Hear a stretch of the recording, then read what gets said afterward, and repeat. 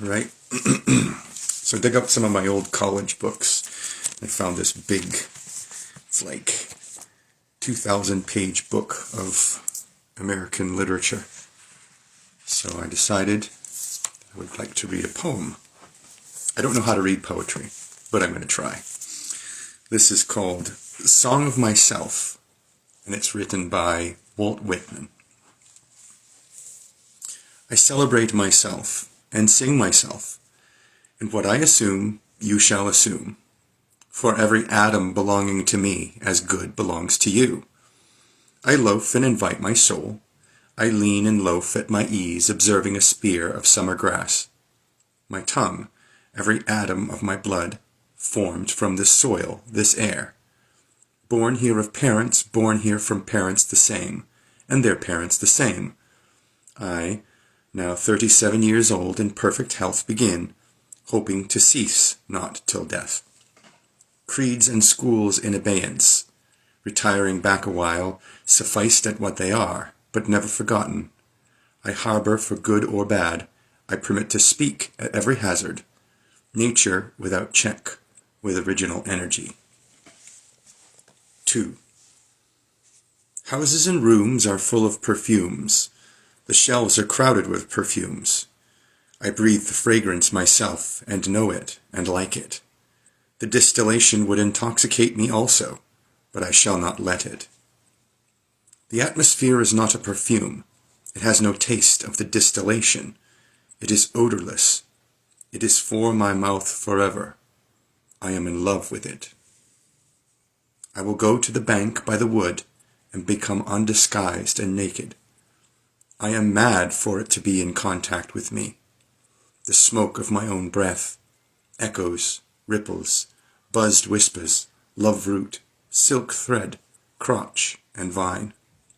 My respiration and inspiration, the beating of my heart, the passing of blood and air through my lungs, the sniff of green leaves and dry leaves, and of the shore and dark-colored sea rocks, and of hay in the barn, the sound of the belched words of my voice loosed to the eddies of the wind, a few light kisses, a few embraces, a reaching around of arms, the play of shine and shade on the trees as the supple boughs wag, the delight alone or in the rush of the streets or along the fields and hillsides, the feeling of health, the full noon trill, the song of me rising from bed and meeting the sun.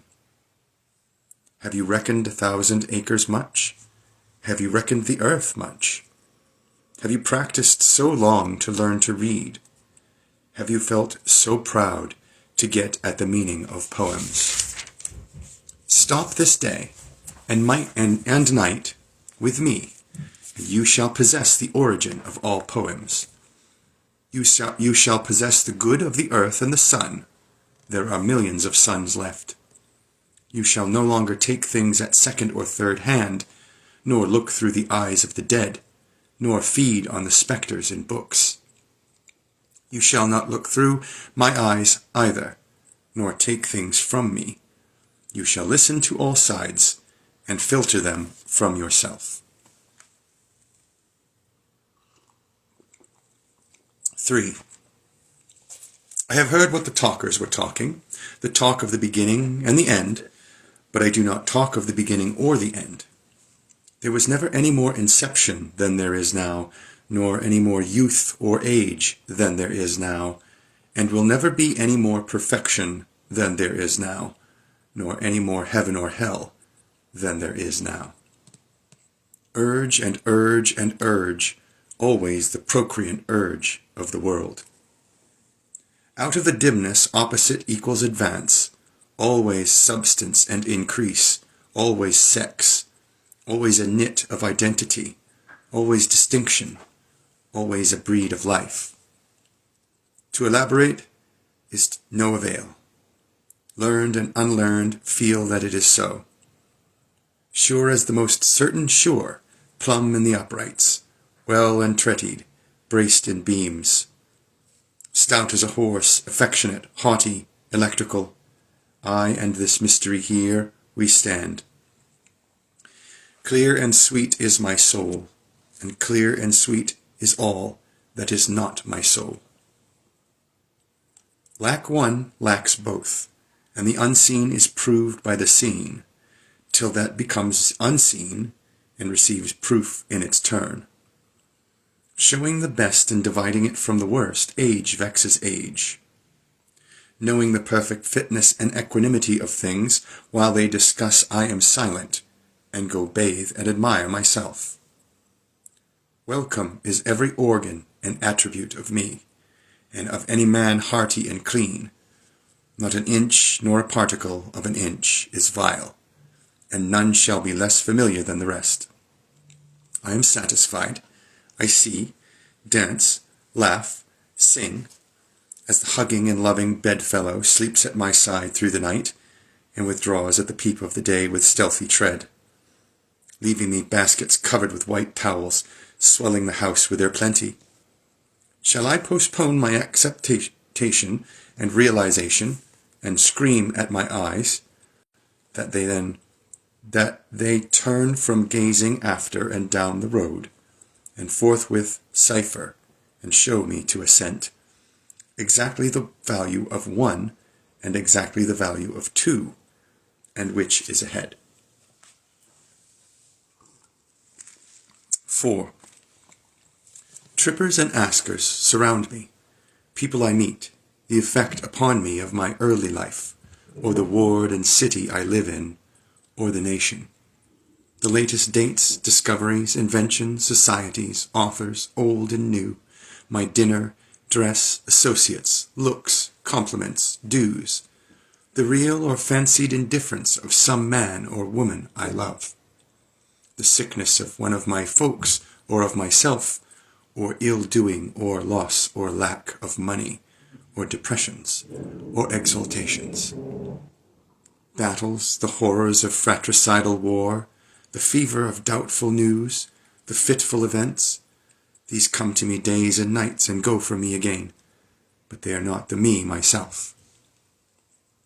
Apart from the pulling and hauling stands what I am, stands amused, complacent, compassionating, idle, unitary, looks down, is erect, or bends an arm on an impalpable certain rest, looking with side-curved head, curious what will come next.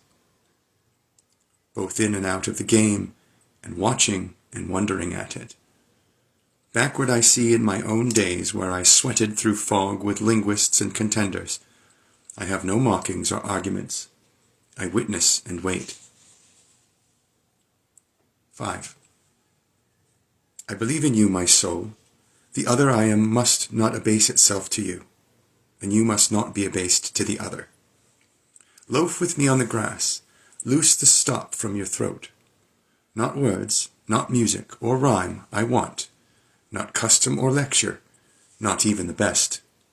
Only the lull I like, the hum of your valved voice.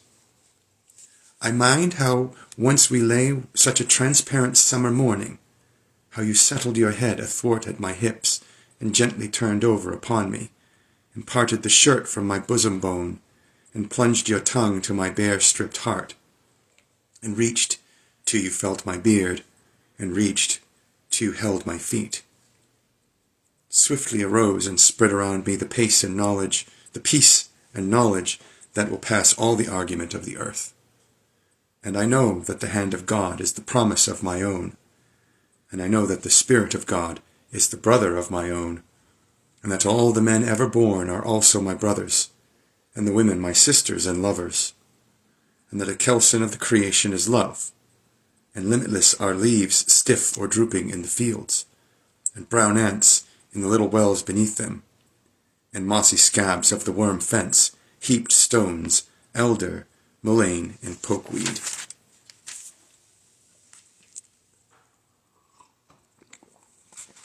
6. A child said, "What is the grass?" fetching it to me with full hands. How could I answer the child? I do not know what it is any more than he. I guess it must be the flag of my disposition, out of hopeful green stuff woven. Or, I guess it is the handkerchief of the Lord, a scented gift and remembrancer, designedly dropped, bearing the owner's name some way in the corners, that we may see and remark, and say, whose? Or I guess the grass is a child. Or I guess the grass is itself a child, the produced babe of the vegetation. Or I guess it is a uniform hieroglyphic, and it means sprouting alike in broad zones and narrow zones, growing among black folks as among white. Canuck, Tuckahoe, Congressman, Cuff, I give them the same, I receive them the same. And now it seems to me the beautiful uncut hair of graves. Tenderly will I use you, curling grass. It may be you transpire from the breasts of young men. It may be, if I had known them, I would have loved them. It may be, you are from old people, or from offspring taken soon out of their mother's laps. And here you are the mother's laps.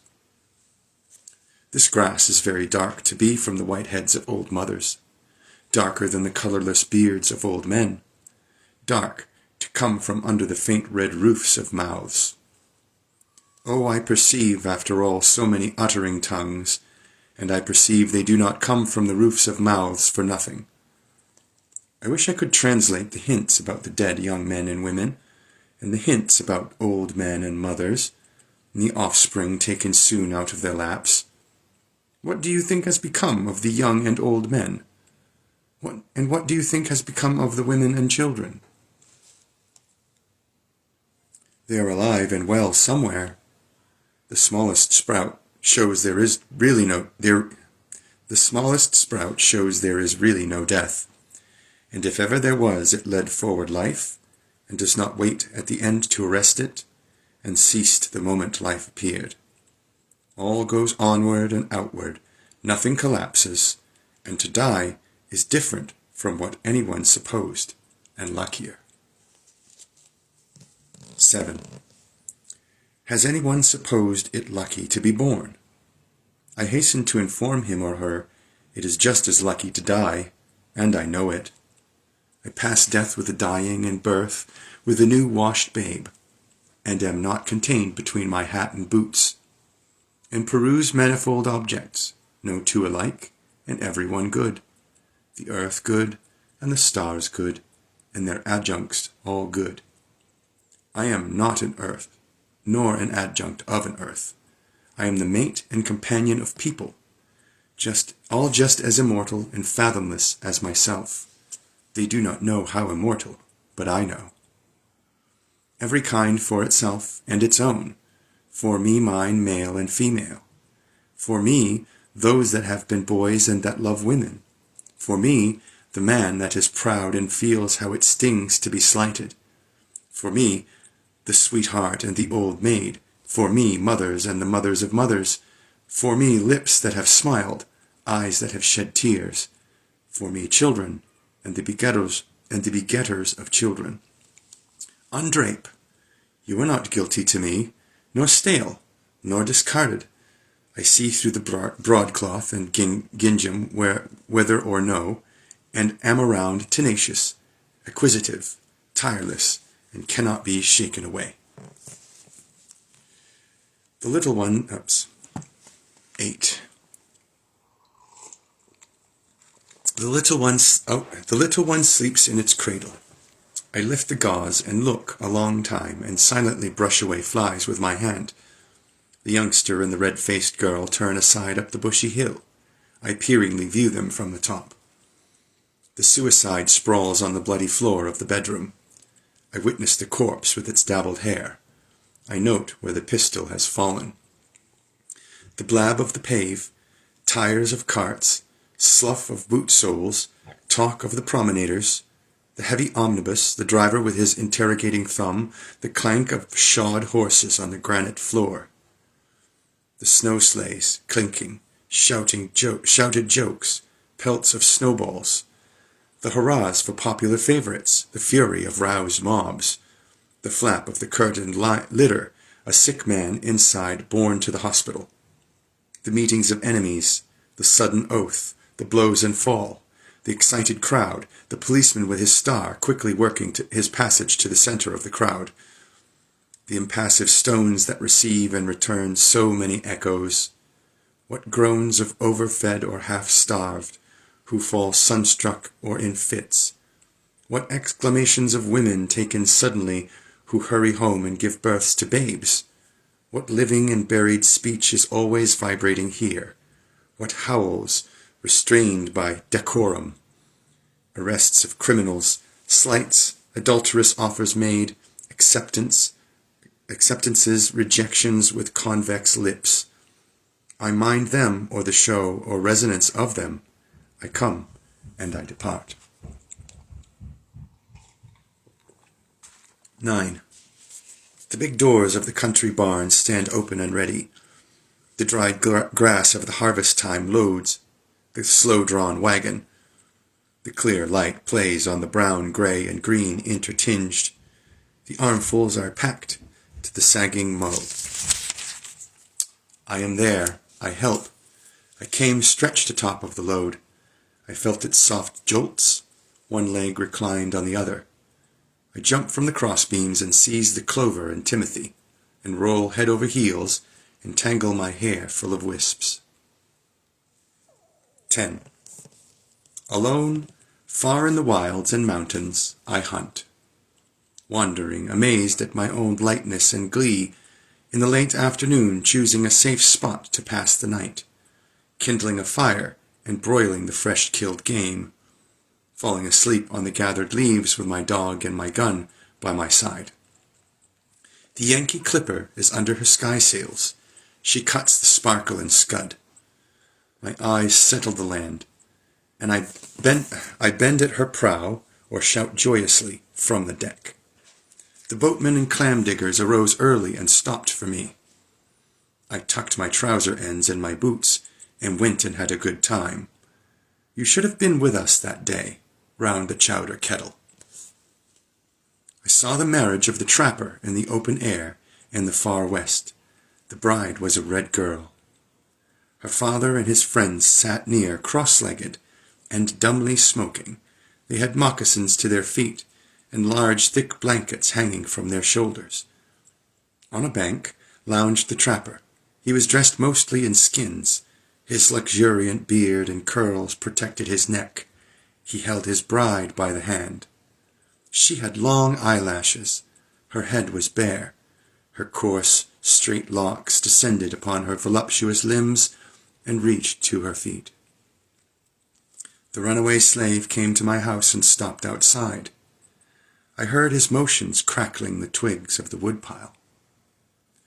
Through the swung half-door of the kitchen I saw him, limpsy and weak, and went where he sat on a log, and led him in, and assured him, and brought water, and filled a tub for his sweated body and bruised feet, and gave him a room that entered from my own, and gave him some coarse, clean clothes, and remember perfectly well his revolving eyes, and his awkwardness, and remember putting plasters on the galls of his neck and ankles.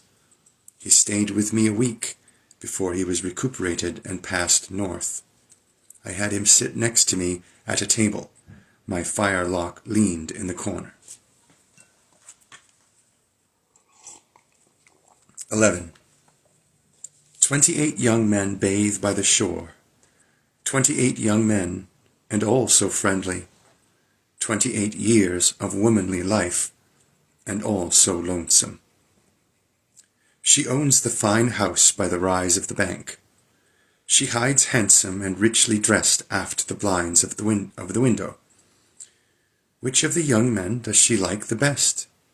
Ah, the homeliest of them is beautiful to her. Where are you off to, lady? For I see you. You splash in the water there, yet stay stock still in your room. Dancing and laughing along the beach came the 29th bather. The rest did not see her, but she saw them and loved them. The beards of the young men glistened with wet. It ran from their long hair. Little streams passed all over their bodies. An unseen hand also passed over their bodies. It descended trembling from their temples and ribs. The young men float on their backs, their white bellies bulge to the sun. They do not ask who seizes fast to them. They do not know who puffs and declines with pendant and bending arch. They do not think whom they souse with spray. 12. The butcher boy puts off his killing clothes, or sharpens his knife at the stall in the market. I loiter, enjoying his repartee and his shuffle and breakdown. Blacksmiths with grimed and hairy chests environ the anvil. Each has his main sledge. They are all out. There is a great heat in the fire. From the cinder-strewed threshold, I follow their movements. The lithe sheer of their waists plays even with their massive arms. Overhand the hammers swing, overhand so slow, overhand so sure. They do not hasten. Each man hits in his place. 13. The Negro holds firmly the reins of his 4 horses. The block swags underneath on its tied-over chain. The Negro that drives the long dray of the stone yard, steady and tall, he stands, poised on one leg, on the string piece. His blue shirt exposes his ample neck and breast, and loosens over his hip band. His glance is calm and commanding. He tosses the slouch of his hat away from his forehead. The sun falls on his crispy hair and mustache, falls on the black of his polished and perfect limbs. I behold the picturesque giant, and I love him, and I do not stop there. I go with the team also. In me, the caresser of life, wherever moving, backward as well as forward slewing, 2 niches aside and junior bending, not a person or object missing, absorbing all to myself, and for this song. Oxen that rattle the yoke, and chain, or halt in the leafy shade, what is it that you express in your eyes? It seems to me more than all the print I have read in my life. My tread scares the wood drake and wood duck on my distant and day-long ramble. They rise together, they slowly circle around. I believe in those winged purposes, and acknowledge red, yellow, white playing with me, and consider green and violet and the tufted crown intentional. Do not call the tortoise unworthy, because she is not something else. And the jay in the woods never studied the gamut, yet trills pretty well to me, and the look of the bay mare shames silliness out of me. 14. The wild gander leads his flock through the cool night. Ya honk, he says, and sounds it down to me like an invitation. The pert may suppose it meaningless, but I, listening close, find its purpose, and place up there toward the wintry sky. The sharp-hoofed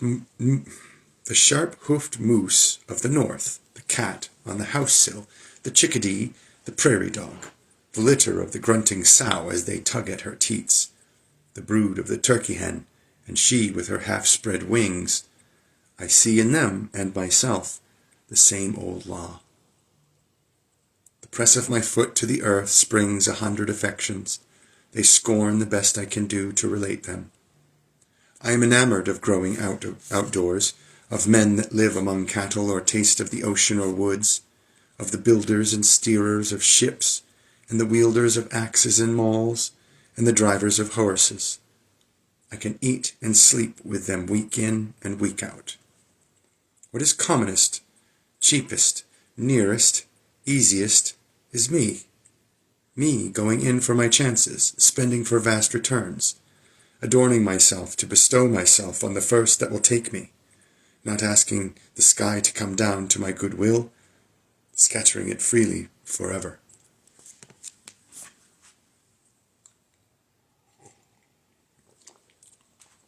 "15. The pure contralto sings in the organ loft. The carpenter dresses his plank. The tongue of his foreplane whistles its wild ascending lisp. The married and unmarried children ride home to their Thanksgiving dinner. The pilot seizes the kingpin. He heaves down with a strong arm. The mate stands braced in the whaleboat. Lance and harpoon are ready. The duck-shooter walks by silent and cautious stretches.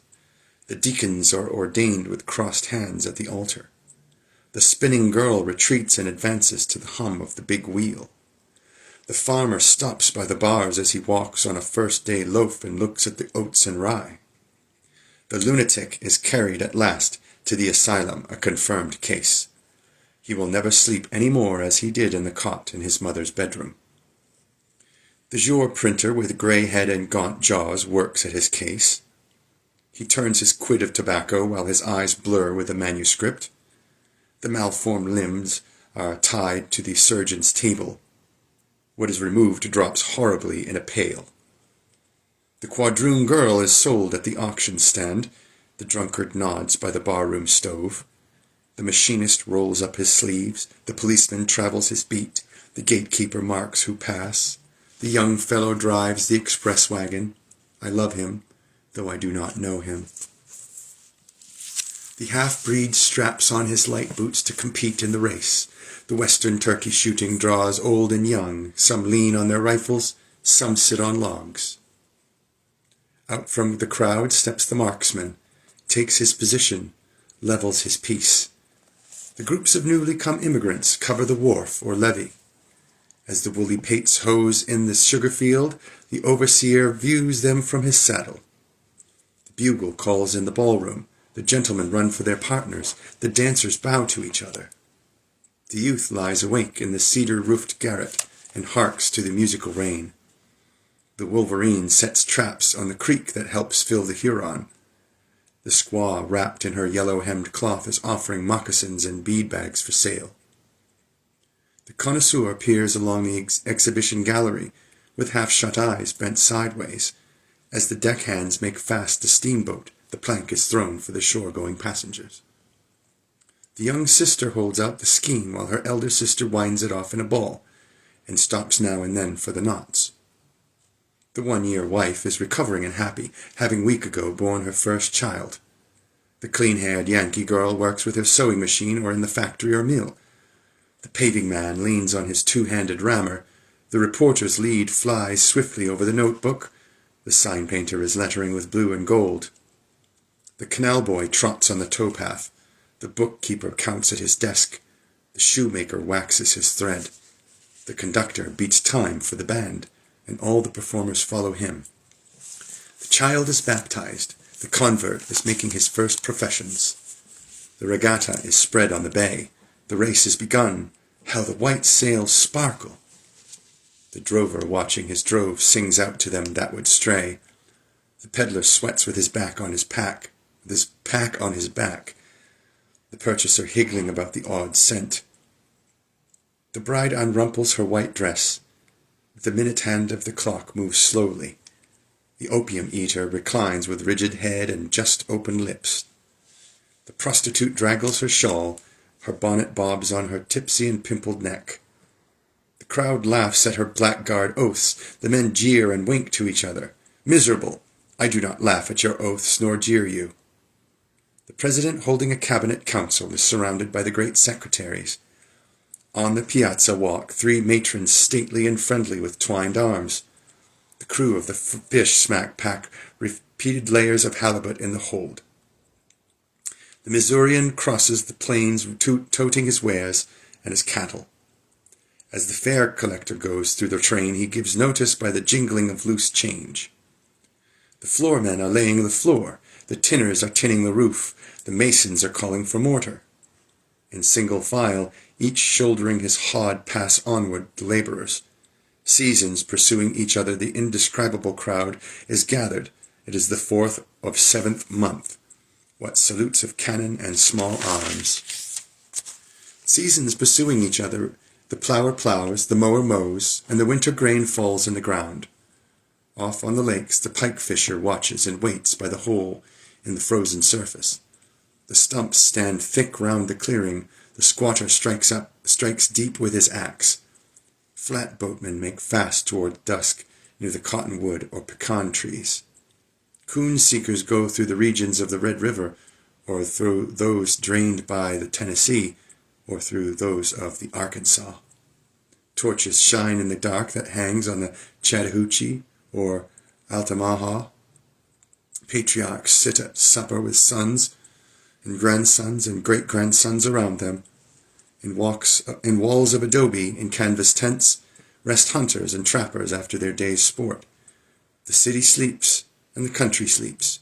The living sleep for their time, the dead sleep for their time. The old husband sleeps by his wife, and the young husband sleeps by his wife. And these tend inward to me, and I tend outward to them. And such as it is to be, of these more or less I am, and of these one and all I shall weave the song of myself.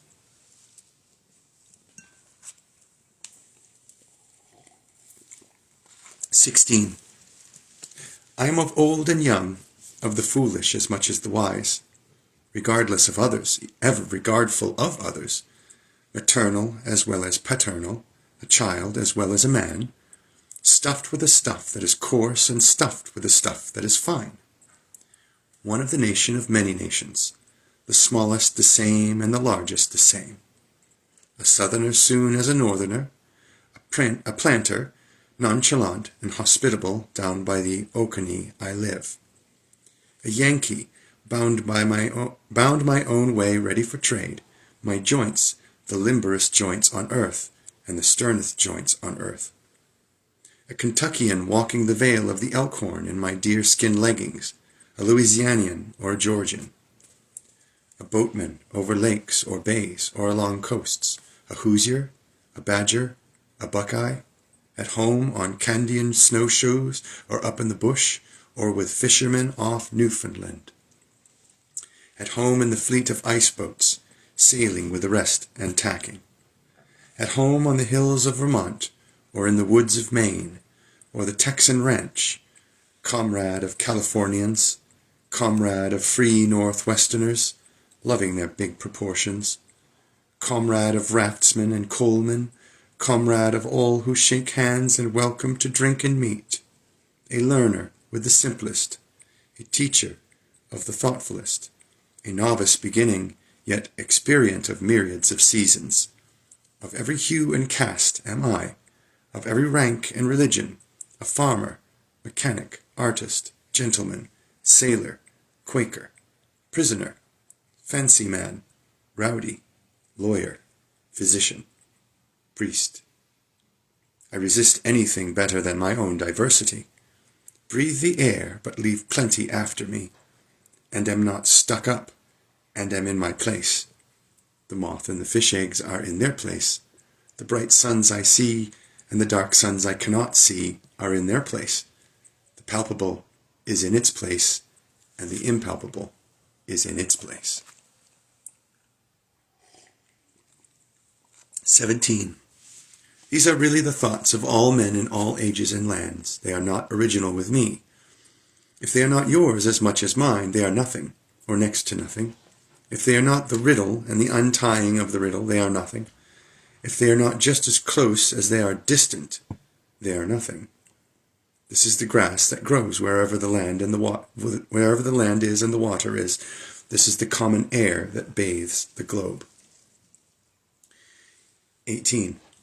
With music strong I come, with my cornets and my drums. I play not marches for accepted victors only. I play marches for conquered and slain persons. Have you heard that it was good to gain the day? I also say it is good to fall. Battles are lost in the same spirit in which they are won. I beat and pound for the dead. I blow through my embouchures, my loudest and gayest for them. Vivas to those who have failed, and to those whose war vessels sank in the sea, and to those themselves who sank in the sea, and to all generals that lost engagements, and all overcome heroes, and the numberless unknown heroes, equal to the greatest heroes known. 19. This is the meal equally set. This is the meat for natural hunger. It is for the wicked, just the same as the righteous. I make appointments with all. I will not have a single person slighted or left away. The kept woman, sponger, thief are hereby invited. The heavy-lipped slave is invited. The veneree is invited. There shall be no difference between them and the rest. This is the press of a bashful hand. This the float and odor of hair. This the touch of my lips to yours. This the murmur of yearning. This the far-off depth and height, reflecting my own face. This the thoughtful merge of myself, and the outlet again. Do you guess I have some intricate purpose? Well, I have, for the 4th month showers have, and the mica on the side of a rock has. Do you take it? I would astonish. Does the daylight astonish?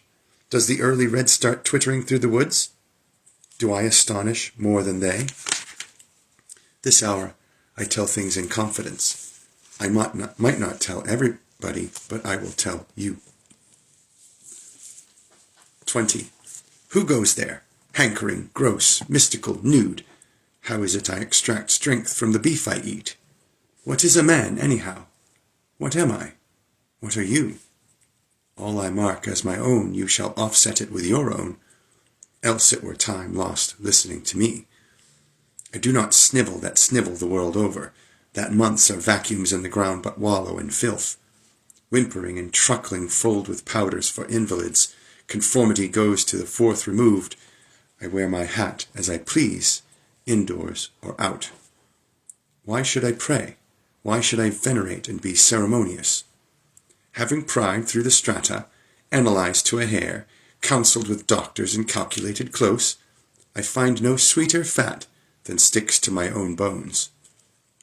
In all people I see myself, none more and not one a barley corn less. And the good or bad I say of myself, I say of them. I know I am solid and sound. To me the converging objects of the universe perpetually flow. All are written to me, and I must get what the writing means. I know I am deathless. I know this orbit of mine cannot be swept by a carpenter's compass. I know I shall not pass like a Charles Carlicue cut with a burnt stick at night. I know I am august. I do not trouble my spirit to vindicate itself or be understood. I see that the elementary laws never apologize. I reckon I behave no prouder than the level I plant my house by, after all.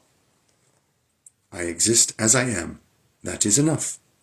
If no other in the world, be aware, I sit content. And if each and all be aware, I sit content. One world is aware, and by far the largest to me, and that is myself. And whether I come to my own today, or in 10,000 or 10 million years, I can cheerfully take it now, or with equal cheerfulness I can wait. My foothold is tenoned and mortised in granite. I laugh at what you call dissolution, and I know the amplitude of time.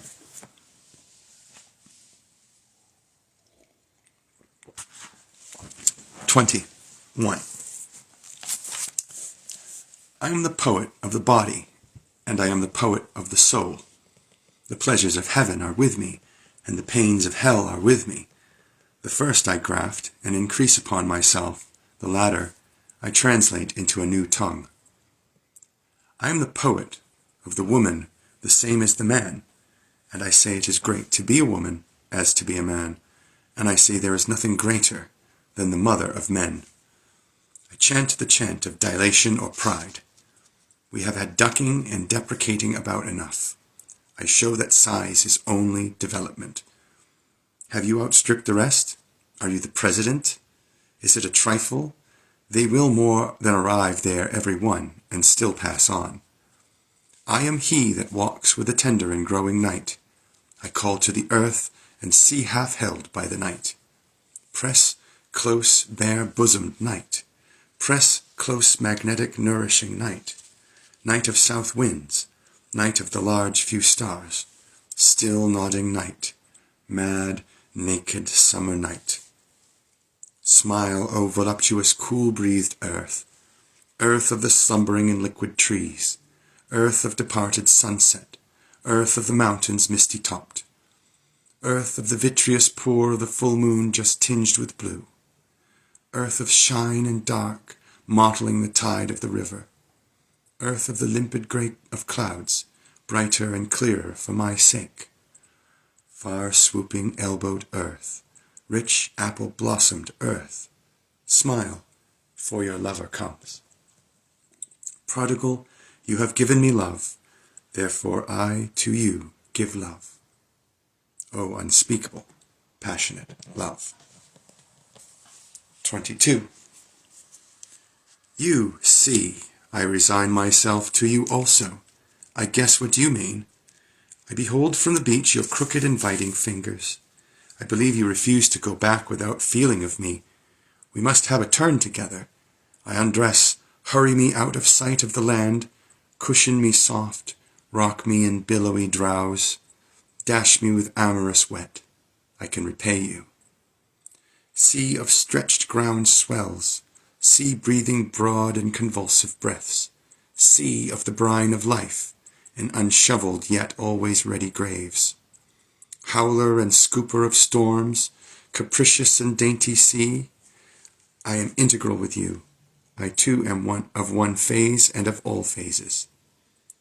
Partaker of influx and efflux, I, extoller of hate and conciliation, extoller of amies and those that sleep in each other's arms. I am he attesting sympathy. Shall I make my list of things in the house and skip the house that supports them? I am not the poet of goodness only.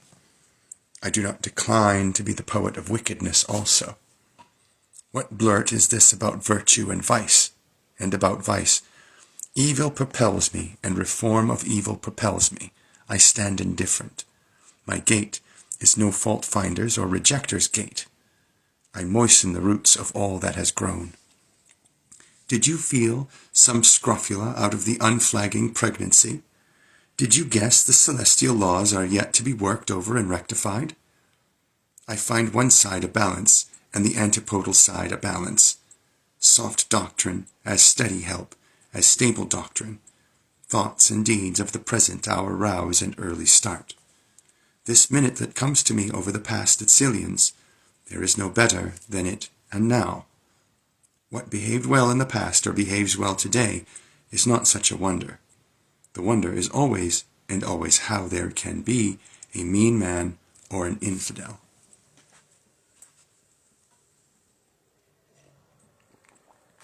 23. Endless, unfolding words of ages, and mine a word of the modern, the word en masse, a word of the faith that never balks. Here or henceforward, it is all the same to me. I accept time absolutely. It alone is without flaw. It alone rounds and completes all. That mystic, baffling wonder alone completes all. I accept reality and dare not question it. Materialism first and last, imbuing. Hurrah for positive science! Long live exact demonstration! Fetch stone crop mixed with cedar and branches of lilac. This is a lexicographer. This is the chemist. This made a grammar of the old cartouches. These mariners put the ship through the dangerous unknown seas. This is the geologist. This works with the scalpel, and this is a mathematician. Gentlemen, to you the first honours always. Your facts are useful, and yet they are not my dwelling. I but enter by them to an area of my dwelling, less the reminders of properties told my words, and more the reminders they of life untold, and of freedom and extrication, and make short accounts of neuters and geldings, and favour men and women fully equipped, and beat the gong of revolt, and stop with fugitives, and them that plot and conspire. 24. Walt Whitman, a cosmos, a Manhattan the sun, turbulent, fleshy, sensual eating, drinking, and breeding. No sentimentalist, no stander above men and women or apart from them, no more modest than immodest. Unscrew the locks from the doors. Unscrew the doors themselves from their jambs. Whoever degrades another degrades me, and whatever is done or said returns at last to me. Through me the afflatus surging and surging, through me the current and index. I speak the password primeval. I give the sign of democracy. By God, I will accept nothing which all cannot have their counterpart of on the same terms. Through me many long dumb voices, voices of the interminable generations of prisoners and slaves, voices of the diseased and despairing, and of thieves and dwarfs, voices of cycles of preparation and accretion, and of the threads that connect the stars, and of wombs, and of the father's stuff, and of the rights of them the others are down upon, of the deformed, trivial, flat, foolish, despised, fog in the air, beetles, rolling balls of dung. Through me forbidden voices, voices of sexes and lusts, voices veiled, and I remove the veil, voices indecent by me clarified and transfigured. I do not press my fingers across my mouth. I keep as delicate around the bowels as around the head and heart. Copulation is no more rank to me than death is. I believe in the flesh and the appetites. Seeing, hearing, feeling are miracles, and each part and tag of me is a miracle. Divine am I inside and out, and I make holy whatever I touch or am touched from. The scent of these armpits, aroma finer than prayer. This head more than churches, Bibles, and all the creeds. If I worship one thing more than another, it shall be the spread of my own body, or any part of it. Translucent mold of me, it shall be you. Shaded ledges and rests, it shall be you. Firm masculine coulter, it shall be you. Whatever goes to the tilth of me, it shall be you. You, my rich blood, your milky stream pale strippings of my life. Breast that presses against other breasts, it shall be you. My brain, it shall be your occult convolutions. Root of washed sweet flag, timorous pond snipe, nest of guarded duplicate eggs, it shall be you. Mixed, tousled hay of head, beard brawn, it shall be you. Trickling sap of maple, fiber of manly wheat, it shall be you. Sun so generous, it shall be you. Vapors lighting and shading my face, it shall be you. You sweaty brooks and dews, it shall be you. Winds whose soft tickling genitals rub against me, it shall be you. Broad muscular fields, branches of live oak, loving lounger in my winding paths, it shall be you. Hands I have taken, face I have kissed, mortal I have ever touched, it shall be you. I dote on myself, there is that lot of me and all so luscious. Each moment and whatever happens thrills me with joy. I cannot tell how my ankles bend, nor whence the cause of my faintest wish, nor the cause of the friendship I admit, nor the cause of the friendship I take again. That I may walk up my stoop, I pause to consider if it really be. A morning glory at my window satisfies me more than the metaphysics of books. To behold the daybreak, the little light fades the immense and diaphanous shadows. The air tastes good to my palate. Hefts of the moving world at innocent gambols silently rising, freshly exuding, scooting obliquely, high and low. Something I cannot see puts upward libidinous prongs. Seas of bright juice suffuse heaven. The earth by the sky stayed with the daily dose of their junction. The heaved challenge from the east that moment over my head. The mocking taunt. See then whether you shall be master. Just one moment. 25. Dazzling and tremendous how quick the sunrise would kill me, if I could not now and always send sunrise out of me. We also ascend dazzling and tremendous as the sun. We found our own, oh, my soul, in the calm and cool of the daybreak. My voice goes after what my eyes cannot reach. With the twirl of my tongue, I encompass worlds and volumes of worlds. Speech is the twin of my vision. It is unequal to measure itself. It provokes me forever. It says sarcastically, Walt, you contain enough. Why don't you let it out then? Come now, I will not be tantalized. You conceive too much of articulation. Do you not know, O speech, how the buds beneath you are folded, waiting in gloom, protected by frost? the dirt receding before my prophetical screams. I underlying causes to balance them at last. My knowledge, my live parts, it keeping tally with the meaning of all things. Happiness, which whoever hears me, let him or her set out in search of this day. My final merit, I refuse you, I refuse putting from me what I really am. Encompass worlds, but never try to encompass me. I crowd your sleekest and best by simply looking toward you. Writing and talk do not prove me. I carry the plenum of proof and everything else in my face. With the hush of my lips, I wholly confound the skeptic. 26. Now I will do nothing but listen. To accrue what I hear into this song, to let sounds contribute toward it. I hear bravuras of birds, bustle of growing wheat, gossip of flames, clack of sticks cooking my meals. I hear the sound I love, the sound of the human voice. I hear all sounds running together, combined, fused or flowing. Sounds of the city and sounds out of the city, sounds of the day and night. Talkative young ones to those that like them, the loud laugh of work people at their meals. The angry bass of disjointed friendship, the faint tones of the sick. The judge with hands tight to the desk, his pallid lips pronouncing a death sentence. The heave-o of stevedores unlading ships by the wharves. The refrain of the anchor lifters. The ring of alarm bells, the cry of fire, the whir of swift streaking engines and hose carts with premonitory tinkles and colored lights. The steam whistle, the solid roll of the train of approaching cars. The slow march played at the head of the association, marching two and two. They go to guard some corpse. The flag tops are draped with black muslin. I hear the violoncello, 'tis the man's heart complaint. I hear the keyed cornet, it slides quickly in through my ears. It shakes mad sweet pangs through my belly and breast. I hear the chorus, it is a grand opera. Ah, this indeed is music. This suits me.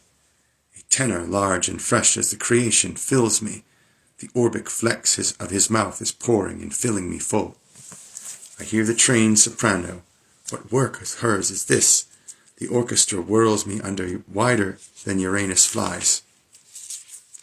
It wrenches such ardors from me that I did not know I possessed them. It sails me, I dab with bare feet. They are licked by the indolent waves. I am cut by bitter and angry hail. I lose my breath. Steeped amid honeyed morphine, my windpipe throttles and fakes of death. At length let up again to feel the puzzle of puzzles, and that we call being. 27. To be in any form, what is that? Round and round we go, all of us, and ever come back thither. If nothing lay more developed than the quahog in its callous shell were enough. Mine is no callous shell. I have instant conductors all over me whether I pass or stop. They seize every object and lead it harmlessly through me. I merely stir, press, feel with my fingers, and am happy. To touch my person to someone else is about as much as I can stand. 28. Is this then a touch, quivering me to a new identity?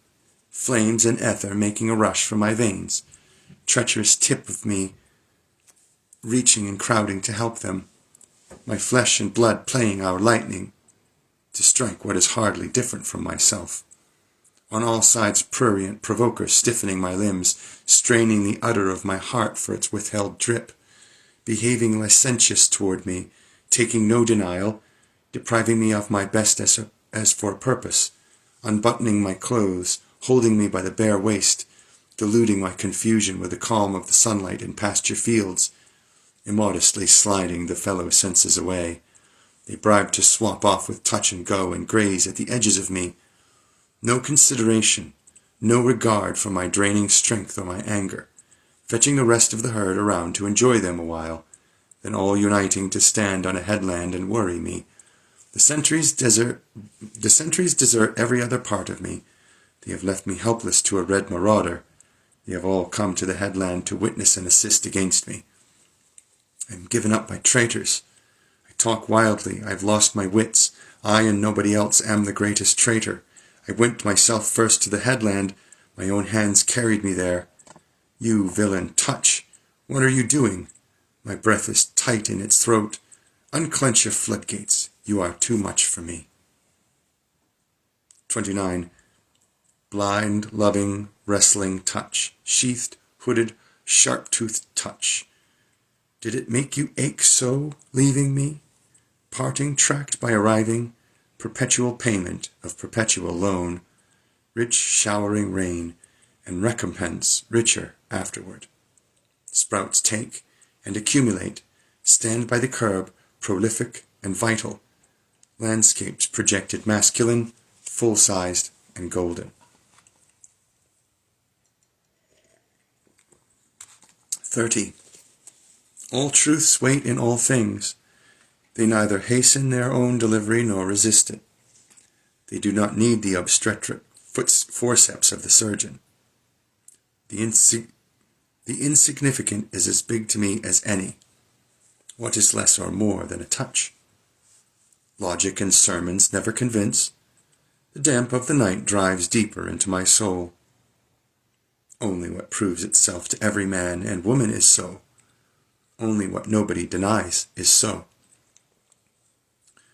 A minute and a drop of me settle my brain. I believe the soggy clods shall become lovers and lamps. And a compend of compends is the meat of a man or woman. And summit and flower there is the feeling they have for each other.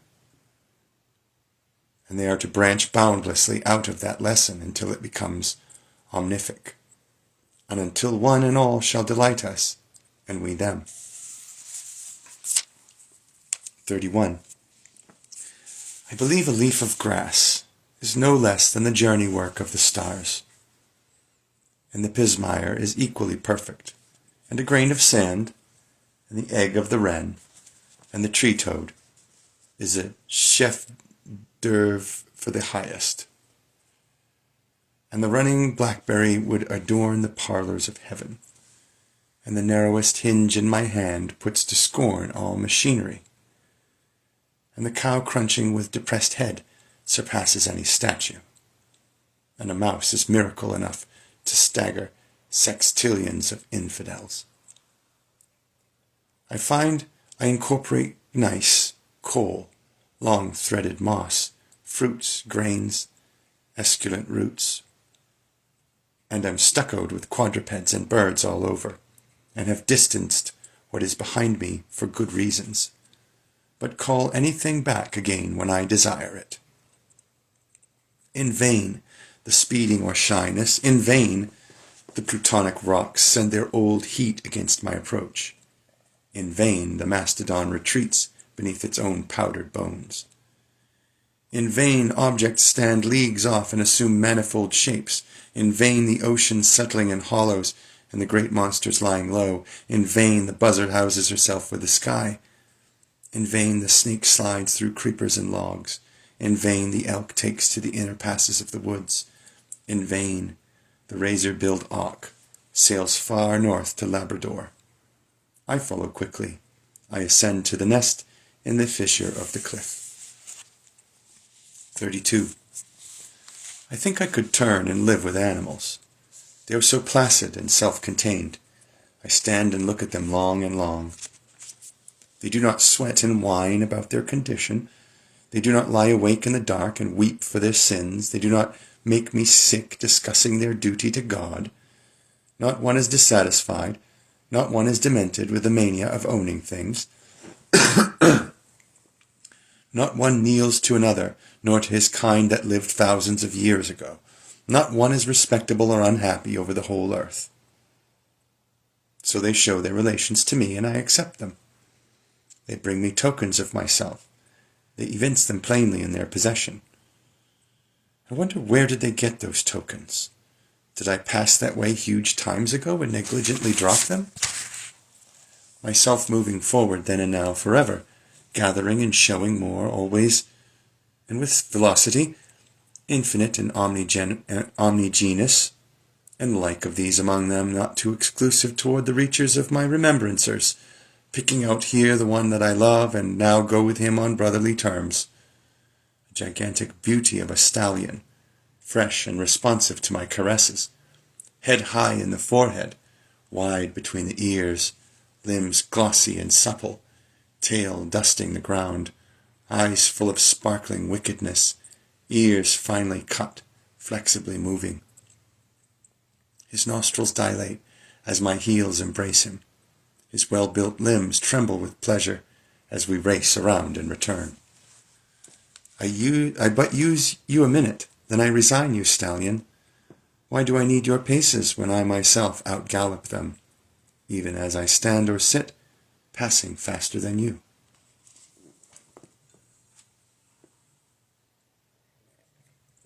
33. Space and time. Now I see it is true, what I guessed at, what I guessed when I loafed on the grass, what I guessed while I lay alone in my bed, and again as I walked the beach under the paling stars of the morning. My ties and ballasts leave me, my elbows rest in sea gaps. I skirt sierras, my palms cover continents. I am afoot with my vision. By the city's quadrangular houses and log huts camping with lumbermen, along the ruts of the turnpike, along the dry gulch and rivulet bed, weeding my onion patch or hoeing rows of carrots and parsnips, crossing savannas, trailing in forests, prospecting, gold-digging, girdling the trees of a new purchase, scorched ankle-deep by the hot sand, hauling my boat down the shallow river where the panther walks to and fro on a limb overhead, where the buck turns furiously at the hunter, where the rattlesnake suns his flabby length on a rock, where the otter is feeding on fish, where the alligator is in his tough pimples sleeps by the bayou, where the black bear is searching for roots or honey, where the beaver pats the mud with his paddle-shaped tail, over the growing sugar, over the yellow-flowered cotton plant, over the rice in its low moist field, over the sharp-peaked farmhouse with its scalloped scum and slender shoots from the gutters, over the western persimmon, over the long-leaved corn, over the delicate blue flower flax, over the white and brown buckwheat, a hummer and buzzer there were the rest, over the dusky green of the rye as it ripples and shades in the breeze, scaling mountains, pulling myself cautiously up, holding on by low scragged limbs, walking the path worn in the grass and beat through the leaves of the brush, where the quail is whistling betwixt the woods at the wheat lot, where the bat flies in the 7th-month eve, where the great gold bug drops through the dark, where the brook puts out of the roots of the old tree and flows to the meadow, where the cattle stand and shake away flies with tremendous shuddering of their hides, where the cheesecloth hangs in the kitchen, where andirons straddle the hearth slab, where the cobwebs fall in festoons from the rafters, where trip hammers crash, where the press is whirling its cylinders, where the human heart beats with its terrible throes under its ribs, where the pear-shaped balloon is floating aloft, floating in it myself and looking composedly down, where the life car is drawn on the slip noose, where the heat hatches pale green eggs in the dented sand, where the she-whale swims with her calf and never forsakes it, where the steamship trails hindways its long pennant of smoke, where the fin of the shark cuts like a black chip out of the water, where the half-burned brig is riding on unknown currents, where shells grow to her slimy deck, where the dead are corrupting below, where the dense starred flag is borne as the head of the regiments, approaching Manhattan up by the long stretching island, under Niagara, the cataract falling like a veil over my countenance, upon a doorstep, upon the horse block of hardwood outside, upon the race course, or enjoying picnics or jigs or a good game of baseball, at he-festivals with blackguard jibes, ironical license, bull dances, drinking, laughter, at the cider mill, tasting the sweets of the brown mash, sucking the juice through a straw, at apple peelings, wanting kisses for all the red fruit I find, musters, beach parties, friendly bees, huskings, house-raisings. Where the mockingbird sounds his delicious gurgles, cackles, screams, weeps.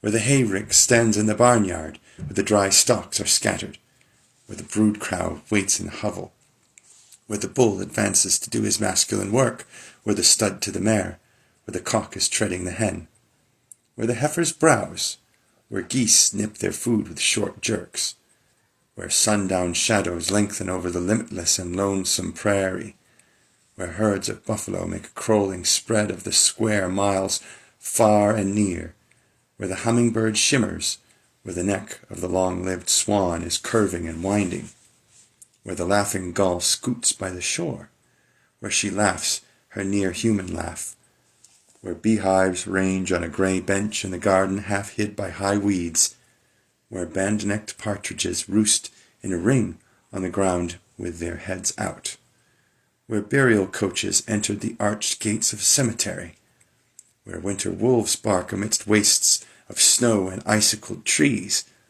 where the yellow-crowned heron comes to the edge of the marsh at night and feeds upon small crabs, where the splash of swimmers and divers cools the warm noon, where the katydid works her chromatic seed,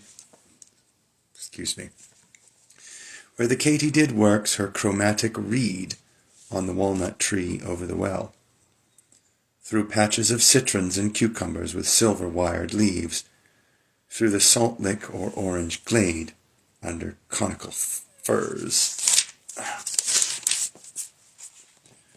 through the gymnasium, through the curtained saloon, through the office or public hall, pleased with the native and pleased with the foreign, pleased with the new and old, pleased with the homely woman as well as the handsome, pleased with the Quakeress as she puts off her bonnet and talks melodiously, pleased with the tune of the choir of the whitewashed church, pleased with the earnest sounds of the sweating Methodist preacher, impressed seriously at the camp meeting, looking in the shop, at the windows of Broadway the whole forenoon, flatting the flesh of my nose on the thick plate glass, wandering the same afternoon with my face turned up to the clouds, or down a lane or along a beach, my right and left arms round the sides of two friends, and I in the middle, coming home with a silent and dark-cheeked bush boy.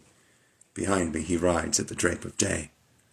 Far from the settlements, studying the print of animals' feet, or the moccasin print, by the cot in the hospital reaching lemonade to a feverish patient.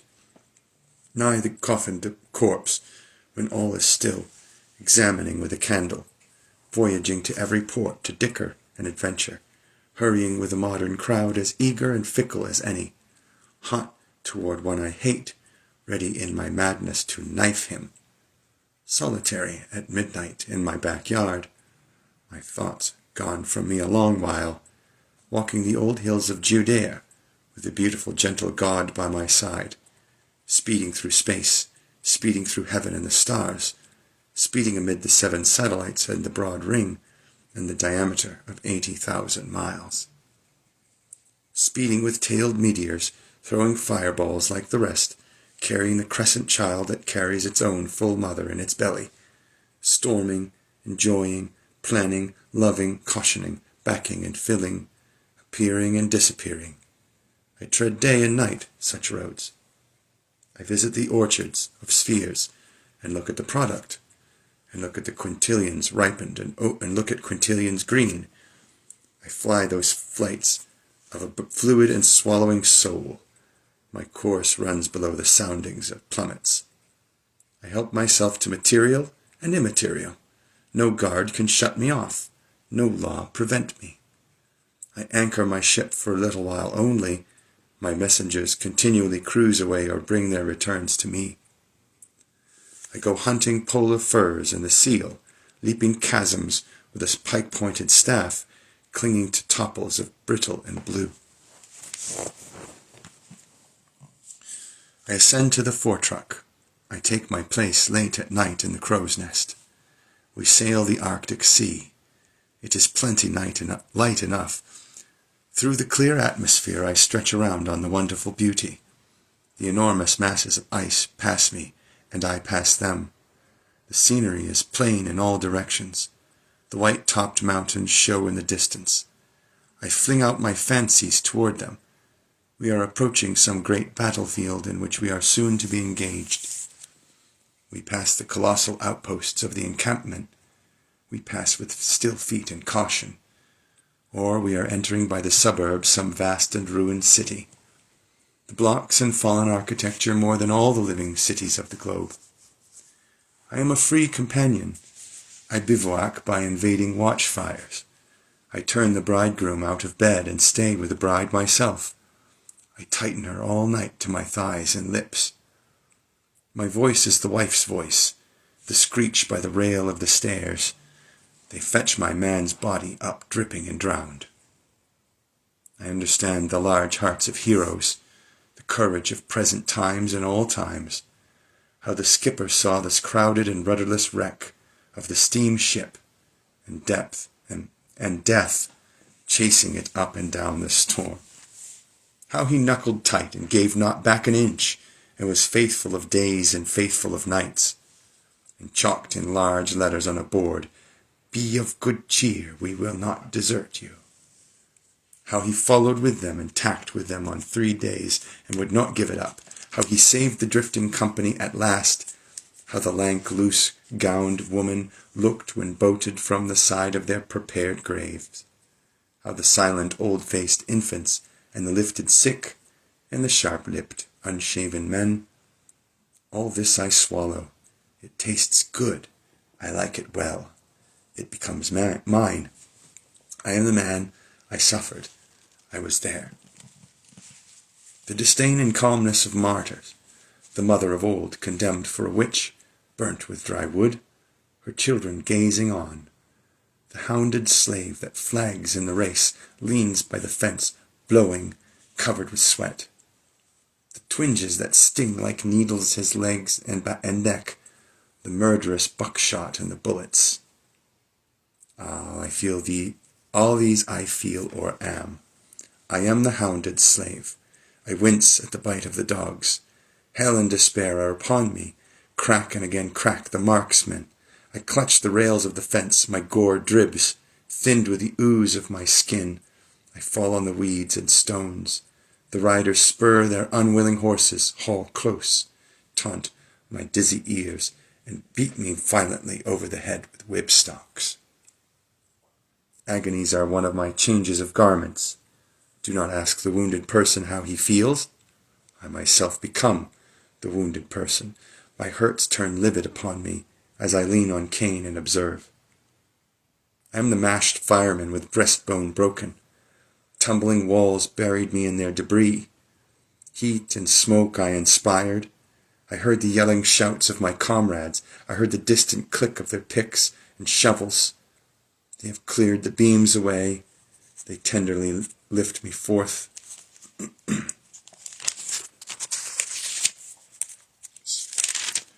I lie in the night air in my red shirt. The pervading hush is for my sake. Painless, after all, I lie exhausted, but not so unhappy. White and beautiful are the faces around me.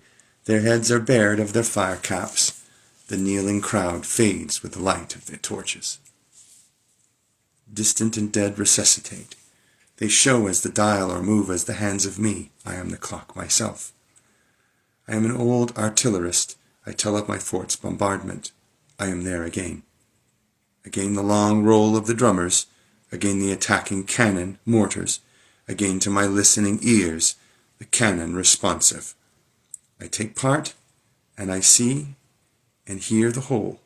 The cries, curses, roar, the plaudits for well-aimed shots.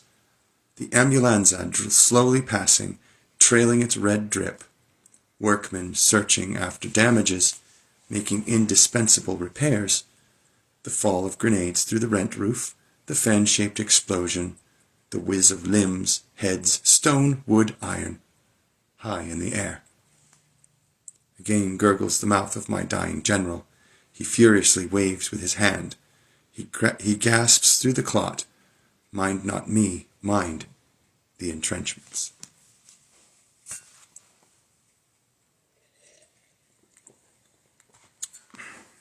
34. Now I tell what I knew in Texas in early youth. I tell not the fall of the Alamo. Not one escaped to tell the fall of Alamo. The 150 are dumb yet at Alamo. 'Tis the tale of the murder in cold blood of 412 young men. Retreating, they had formed in a hollow square with their baggage for breastworks. 900 lives out of the surrounding enemies, 9 times their number, was the price they took in advance. Their colonel was wounded, and their ammunition gone. They treated for an honorable capitulation, received writing and seal, gave up their arms, and marched back, prisoners of war. They were the glory of the race of rangers, matchless with horse, rifle, song, supper, courtship. Large, turbulent, generous, handsome, proud, and affectionate. Bearded, sunburnt, dressed into the free costume of hunters, not a single one over 30 years of age. The second first day morning they were brought out in squads and massacred. It was beautiful early summer. The work commenced about 5 o'clock and was over by 8. No one obeyed the command to kneel. Some made a mad and helpless rush. Some stood stark and straight. A few fell at once, shot in the temple or heart. The living and dead lay together. The maimed and mangled dug in the dirt. The newcomers saw them there. Some half-killed attempted to crawl away. They were dispatched with bayonets or battered with the blunts of muskets. A youth not 17 years old seized his assassin till 2 more came to release him. The 3 were all torn and covered with the boy's blood. At 11 o'clock began the burning of bodies. That is the tale of the murder of the 412 young men. 35. Would you hear of an old-time sea flight? Would you learn who won by the light of the moon and stars? List to the yarn, as my grandmother's father, the sailor, told it to me. Our foe was no skulk in his ship, I tell you, said he. His was the surly English pluck, and there is no tougher or truer, and never was, and never will be. Along the lowered eve he came horribly raking us. We closed with him, the yards entangled, the cannon touched, my captain lashed fast with his own hands. We had received some 18-pound shots under the water. On our lower gun deck 2 large pieces had burst at the first fire, killing all around and blowing up overhead. Fighting at sundown, fighting at dark, 10 o'clock at night, the full moon well up, our leaks on the gain, and 5 feet of water reported. The master-at-arms loosing the prisoners confined in the afterhold to give them a chance for themselves. The transit to and from the magazine is now stopped by the sentinels. They see so many strange faces they do not know whom to trust. Our frigate takes fire. The other asks if we demand quarter, if our colours are struck and the fighting done. Now I laugh content, for I hear the voice of my little captain. We have not struck, he composedly cries. We have just begun our part of the fighting. Only 3 guns are in use. One is directed by the captain himself against the enemy's mainmast. 2 well served with grape and canisters silence his musketry and clear his decks. The tops alone second the fire of this little battery, especially the main top. They hold out bravely during the whole of the action. Not a moment's cease. The leaks gain fast on the pumps. The fire eats toward the powder magazine. One of the pumps has been shot away. It is generally thought we are sinking. Serene stands the little captain. He is not hurried. His voice is neither high nor low. His eyes give more light to us than our battle lanterns. Toward 12 there in the beams of the moon they surrender to us. Stretched and still lies in the...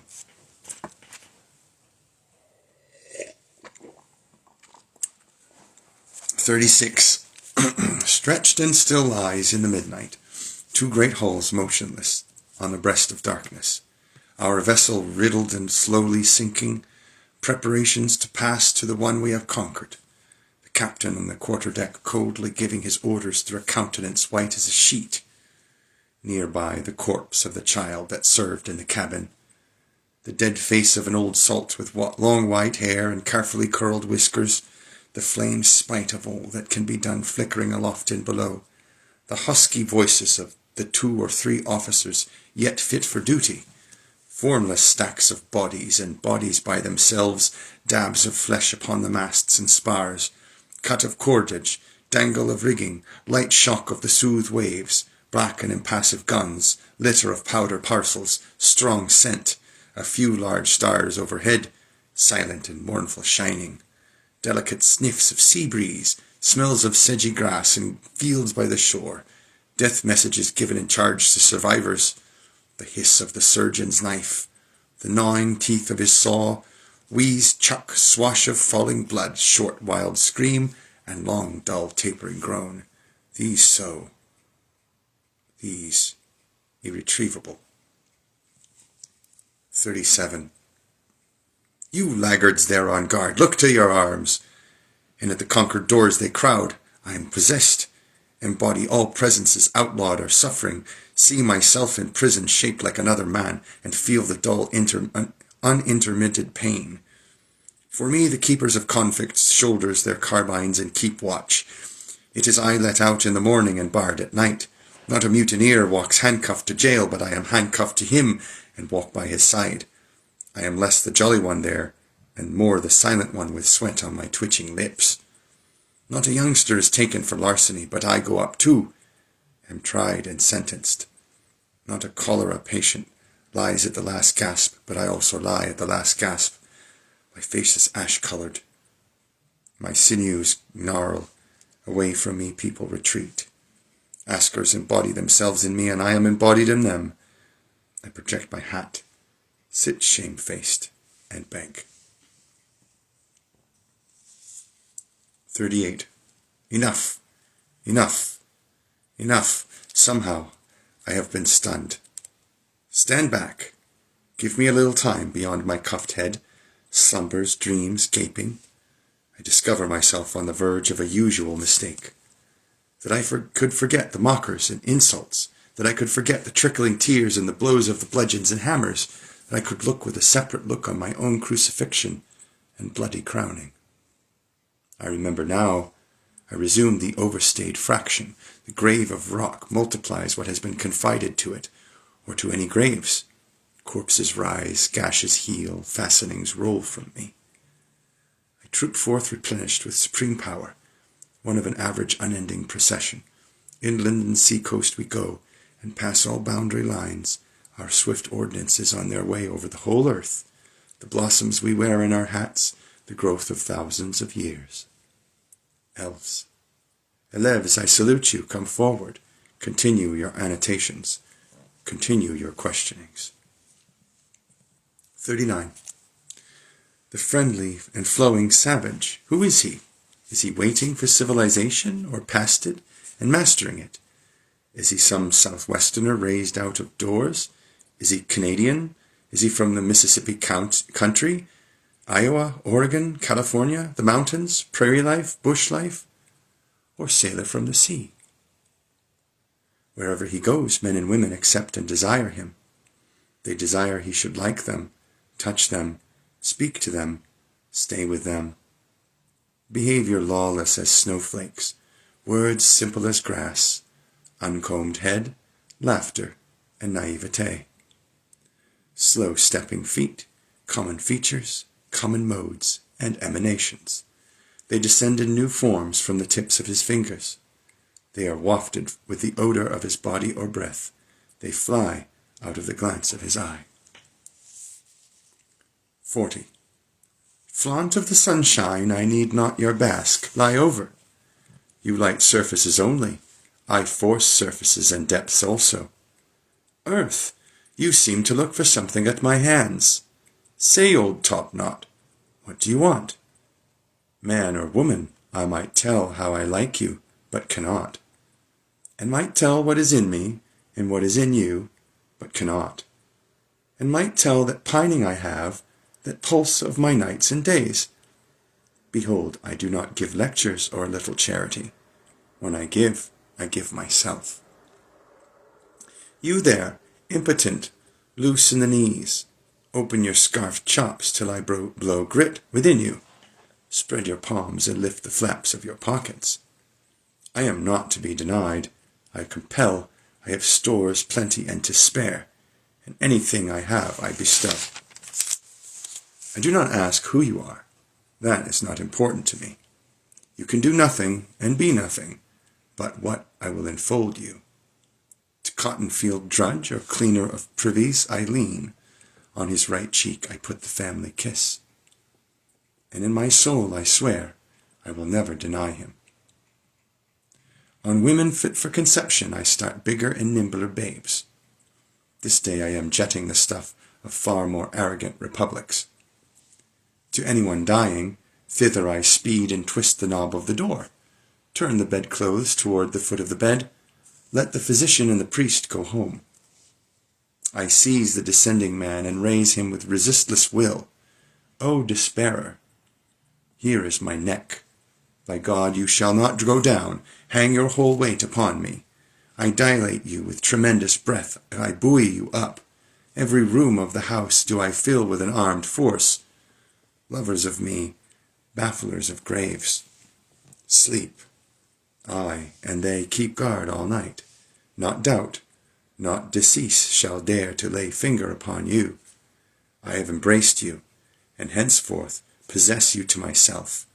And when you rise in the morning, you will find what I tell you is so. 41. I am he bringing help for the sick as they pant on their backs, and for strong upright men I bring yet more needed help. I heard what was said of the universe, heard it and heard it of several thousand years. It is middling well as far as it goes, but is that all? Magnifying and applying come I, outbidding at the start the old cautious hucksters, taking myself the exact dimensions of Jehovah, lithographing Kronos, Zeus his son, and Hercules his grandson, buying drafts of Osiris, Isis, Belus, Brahma, Buddha, in my portfolio placing Manito loose, Allah on a leaf, the crucifix engraved, with Odin and the hideous face Mexitli, and every idol and image, taking them for all what they were worth and not a cent more. Admitting they were alive and did the work of their days, they bore mites as for unfledged birds who have now to rise and fly and sing for themselves. Accepting the rough deific sketches to fill out better in myself, bestowing them freely on each man and woman I see, discovering as much or more in a framer framing a house, putting higher claims for him there with his rolled-up sleeves, driving the mallet and chisel, not objecting to special revelations, considering a curl of smoke or a hair on the back of my hand just as curious as any revelation. Lads a hold of fire engines and hook and ladder ropes, no less to me than the gods of the antique wars, minding their voices peal through the crash of destruction, their brawny limbs passing safe over charred laths, their white foreheads whole and unhurt out of the flames. By the mechanic's wife with her babe at her nipple, interceding for every person born. 3 scythes at harvest whizzing in a row from 3 lusty angels with shirts bagged out at their waists. The snag-toothed hostler with red hair, redeeming sins past and to come. Selling all he possesses, traveling on foot to fee lawyers for his brother and sit by him while he is tried for forgery. What was strewn in the amplest strewing the square rod about me, and is not filling the square rod then. The bull and the bug never worshipped half enough. Dung and dirt more admirable than was dreamed. The supernatural, of no account, myself waiting my time to be one of the supremes. The day getting ready for me when I shall do as much good as the best, and be as prodigious, by my life lumps, becoming already a creator, putting myself here and now to the ambushed womb of the shadows. 42. A call in the midst of the crowd, my own voice, orotund, sweeping and final. Come, my children, come, my boys and girls, my women, households and intimates. Now the performer launches his nerve. He has passed his prelude on the reeds within. Easily written, loose-fingered chords. I feel the thrum of your climax and close. My head slews round on my neck. Music rolls, but not from the organ. Folks are around me, but they are no household of mine. Ever the hard, unsunk ground, ever the eaters and drinkers, ever the upward and downward sun, ever the air and the ceaseless tides. Ever myself and my neighbors, refreshing, wicked, real, ever the old inexplicable query, ever that thorn thumb, that breath of itches and thirsts, ever the vexer's hoot, hoot, till we find where the sly one hides and bring him forth, ever love, ever the sobbing liquid of life, ever the bandage under the chin, ever the trestles of death, here and there with dimes on the eyes walking, to feed the greed of the belly, the brains liberally spooning, tickets buying, taking, selling, but into the feast never once going, many sweating, ploughing, thrashing, and then the chaff for payment receiving, a few idly owning, and they the wheat continually claiming.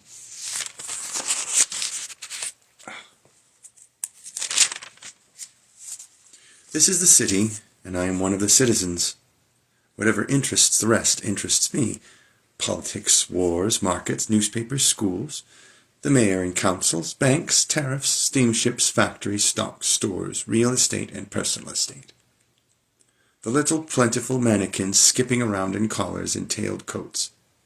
I am aware who they are. They are positively not worms or fleas. I acknowledge the duplicates of myself. The weakest and shallowest is deathless within me. What I do and say, the same waits for them. Every thought that flounders in me is the same flounders in them. I know perfectly well my own egotism. I know my omnivorous lives, and must not write any less, and would fetch you, whoever you are, flush with myself. Not words of routine, this song of mine, but abruptly to question, to leap beyond yet nearer bring, this printed and bound book, but the printer and the printing office boy? The well-taken photographs, but your wife or friend close and solid in your arms? The black ship mailed with iron, her mighty guns and her turrets, but the pluck of the captain and engineers? In the houses the dishes and fare and furniture, but the hosts and hostess and the look out of their eyes? The sky up there, yet here or next door or across the way? The saints and sages in history, but you yourself? Sermons, creeds, theology, but the fathomless human brain, and what is reason, and what is love, and what is life? 43. I do not despise you priests, all time, the world over. My faith is the greatest of faiths and the least of faiths, enclosing worship ancient and modern, and all between ancient and modern, believing I shall come again upon the earth after 5,000 years, waiting responses from oracles, honoring the gods, saluting the sun, making a fetish of the first rock or stump, powwowing with sticks in the circle of obis, helping the lama or Brahmin as he trims the lamps of the idols, dancing through the streets in a phallic procession, wrapped and austere in the woods, a gymnosophist, drinking mead from the cup, to Shastras and Vedas admirant, minding the Quran, walking into Teocallis, spotted with gore from the stone and knife, beating the serpent skin drum, accepting the Gospels, accepting him that was crucified, knowing assuredly that he is divine, to the Mass kneeling or the Puritans prayer rising, or sitting patiently in a pew, ranting and frothing in my insane crisis, or waiting dead-like till my spirit arouses me, looking forth on pavement and land or outside of pavement and land, belonging to the winders of the circuit of circuits, the winders of the circuit of circuits.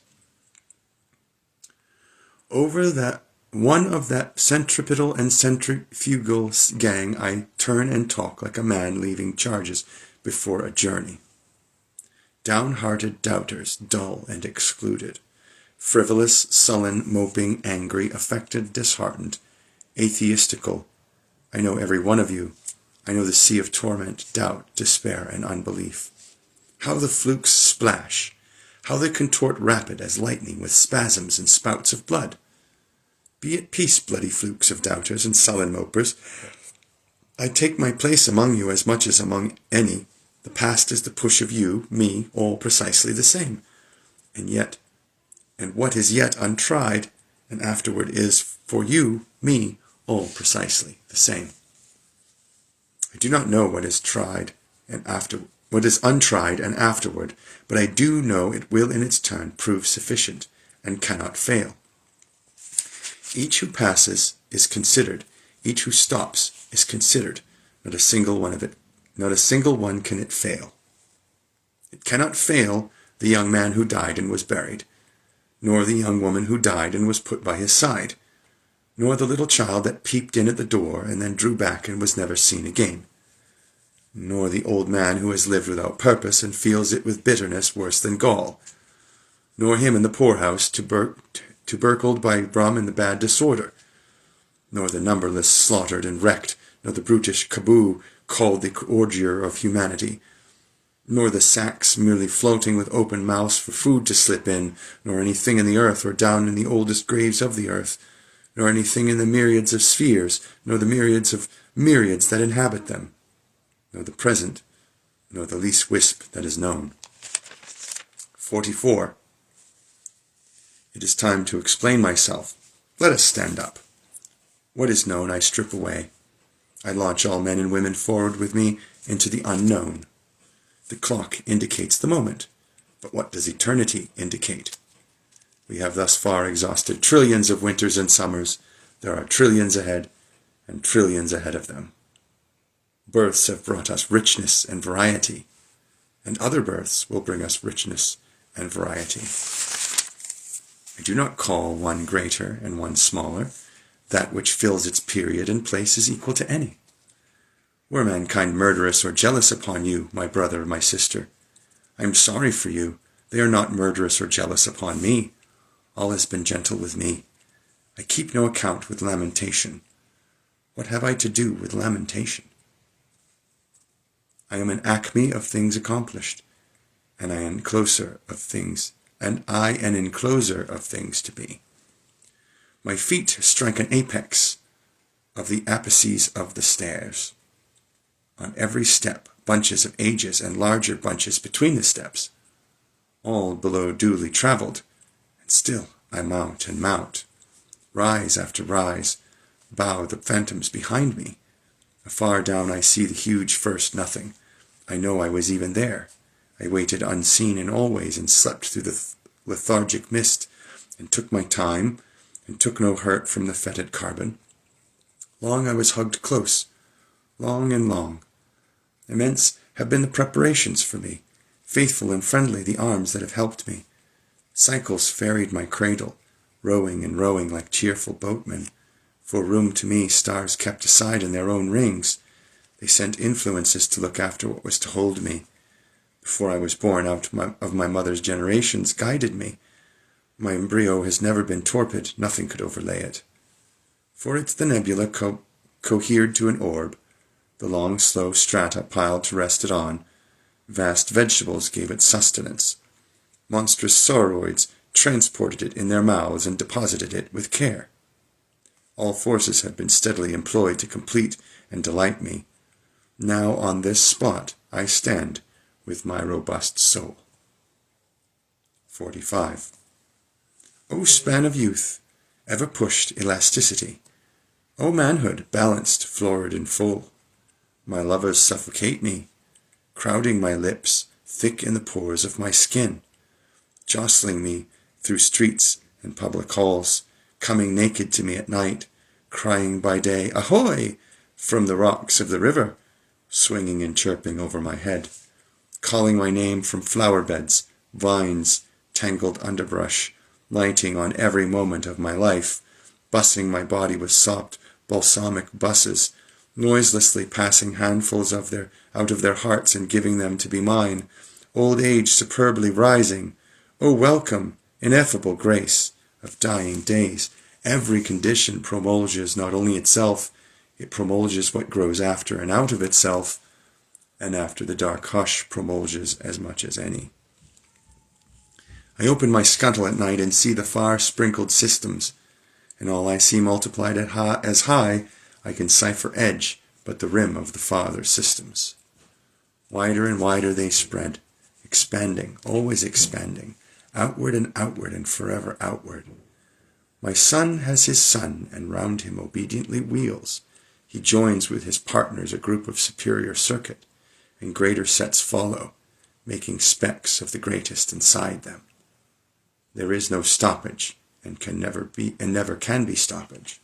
If I, you, and the worlds, and all beneath them or upon their surfaces, were this moment reduced back to a pallid float, it would not avail in the long run. We should surely bring up again where we now stand, and surely go as much farther, and then farther, and farther. A few quadrillions of eras, a few octillions of cubic leagues, do not hazard the span or make it impatient. They are but parts, and anything is but a part. See ever so far, there is limitless space outside of that. Count ever so much, there is limitless time around that. My rendezvous is appointed, it is certain. The Lord will be there and wait till I come on perfect terms. The great camerado, the lover true for whom I pine, will be there. 46. I know I have the best of time and space, and was never measured, and never will be measured. I tramp a perpetual journey. Come, listen all. My signs are a rain-proof coat, good shoes, and a staff cut from the woods. No friend of mine takes his ease into my chair.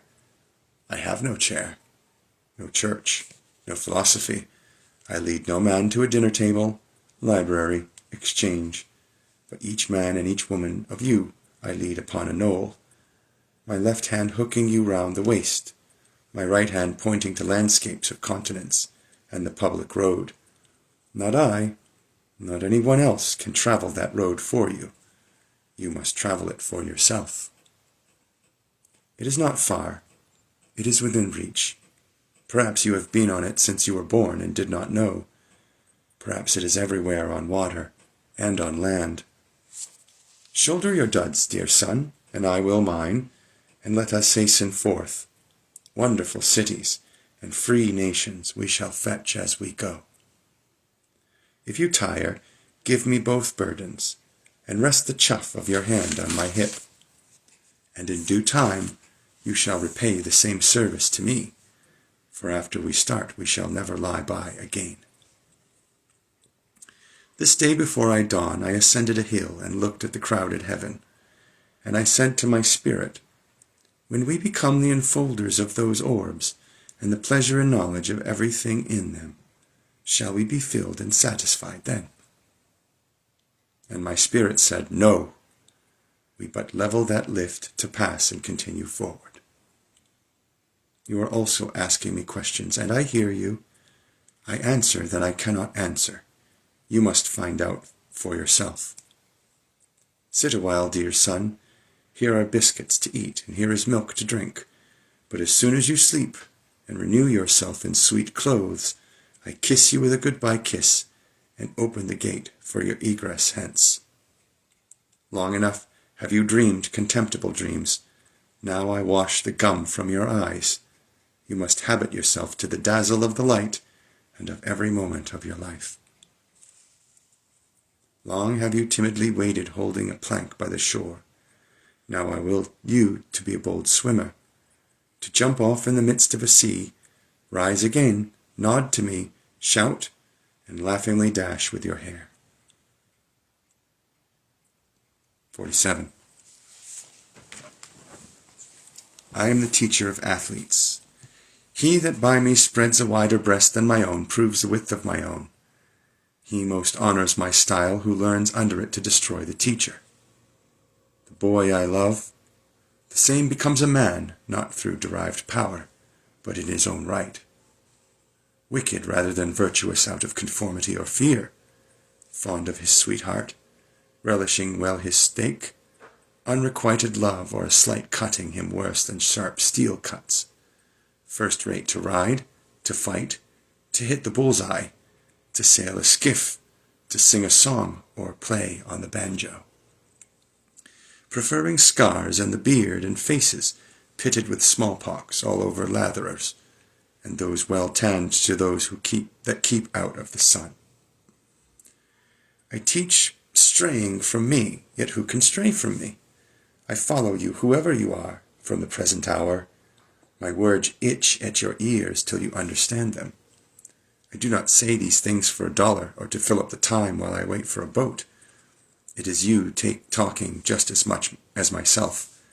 I act as the tongue of you, tied in your mouth. In mine it begins to be loosened. I swear I will never again mention a love or death inside a house. And I swear I will never translate myself at all, only to him or her who privately stays with me in the open air. If you would understand me, go to the heights or water shore.